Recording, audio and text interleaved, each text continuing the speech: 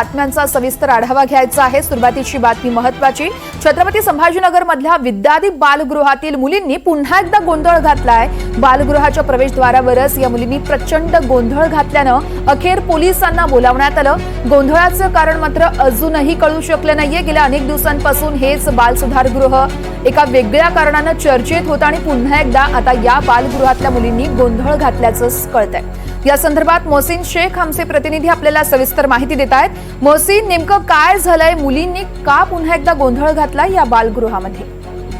वर्षा, आपण जर बघितलं तर गेल्या काही दिवसांपासून हा जो बालगृह आहे चर्चेत आहे। येथील काही मुलींनी जे आहे तर आपल्यावर झालेल्या छळाची कहाणी वाचली होती आणि त्यानंतर थेट राष्ट्रीय महिला आयोगाने या सगळ्या प्रकरणाची दखल घेतली होती। या प्रकरणात गुन्हा देखील दाखल झाला आहे। मात्र आता आज पुन्हा एकदा या बालगृहातील मुलींनी अचानकपणे गोंधळ घातला आणि या गोंधळ घालताना बऱ्याच मुलींनी घोषणाबाजी देखील केल्याचं कळतंय। आता या ठिकाणी वरिष्ठ पोलीस अधिकारी पोहोचलेले आहे। मोठा पोलिसांचा फौजफाटा या बालगृहाच्या बाहेर आपल्याला पाहायला मिळतोय। नेमकं आतमध्ये काय घडतंय हे कळणं जरा अवघड आहे। मात्र जी प्राथमिक माहिती मिळते त्यानुसार इथल्या मुलींनी जे आहे तर घोषणाबाजी केलेली आहे। एक मुलीला जे आहे तर रुग्णालयात देखील दाखल करण्यात आल्याची माहिती सूत्रांनी दिलेली आहे।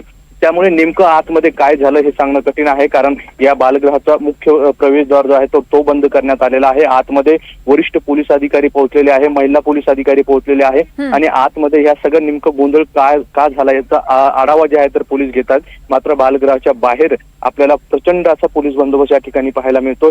स्पेशल फोर्सचे जे दंगा काबू पथकचे टीम आहे ती देखील या ठिकाणी पोहोचलेली आहे। त्यामुळे नेमकं आतमध्ये काय झालंय याबाबत थोड्या वेळातच माहिती येईल। मात्र जी प्राथमिक माहिती आहे त्यानुसार या ठिकाणी मुलींनी पुन्हा एकदा गोंधळ घातलेला आहे। निश्चितच मोहसिन, या आधी आपण बातमी दाखवली होती आणि त्यानंतर या बालगृहावरती कारवाई करण्यात आली होती। त्या प्रकरणासंदर्भातली पोलिसांनी काही अधिक माहिती दिली आहे का? प्रकरणाची चौकशी नेमकी कुठपर्यंत पोहोचली आहे?